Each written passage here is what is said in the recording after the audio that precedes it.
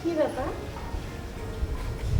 ওকে এমন দেখাচ্ছে কেন? মানে আমাকে দেখার পর তুমি নার্ভাস ফিল করছো? আরে না, কিছু হলো? তাহলে কি হয়েছে? তোমার মুখটা অনেক শুকনো আর তোমাকে চিন্তাগ্রস্ত মনে হচ্ছে। তোমাকে কি করে বোঝাবো রিয়া? আমার ফ্যামিলি আমাকে অন্য মেয়েকে বিয়ে করার জন্য প্রচন্ড চাপ দিচ্ছে। এই যে তন্ময় সাহেব, বলো। তোমার কি হয়েছে বলো তো? আরে চুপ করে আছো কেন? বলো কি হয়েছে? আরে বাবা, বললাম তোমার তেমন কিছু হয়নি।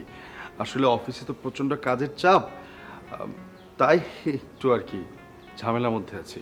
কই, আগে তো এরকম চাপের কথা শুনিনি। আরে বাবা, প্রাইভেট কোম্পানির জব, বুঝো না? কখন কি হবে সেটা তো আগে থেকে বলে দেয় না, আর আগে থেকে আমরা জানিও না। আর তাছাড়া মানে কয়েকদিন যাবত আমার শরীরটা খুব একটা ভালো না, তাই ভাবলাম যে একটু আগে আগে গিয়ে মানে ফ্রেশ হয়ে রেস্ট নেবো, বুঝছো? ঠিক আছে? দাঁড়াও, তুমি কি আমার কাছে কিছু লুকোচ্ছ? কি হয়েছে বলো না। আরে বললাম তো তেমন কিছু হয়নি। কিন্তু তোমার চোখ মুখ দেখে মনে হচ্ছে তুমি কোনো ঝামেলার মধ্যে আছো। আমাকে বলো না প্লিজ, আমি তোমাকে হেল্প করব, সবকিছু সমাধান করে দিব। আমার সমস্যার কথাটা আমি এখন তোমাকে বলতে পারবো না রিয়া, তাহলে যে তুমি প্রচন্ড কষ্ট পাবে। আবার কি হলো? কি ভাবছো?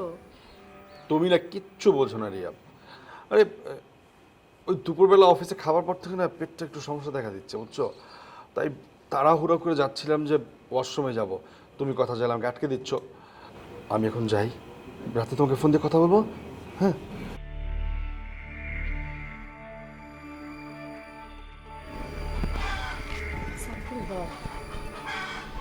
রিয়াকে দেখে তন্ময় সাহেব এইভাবে পাশ কেটে চলে যেতে পারে না।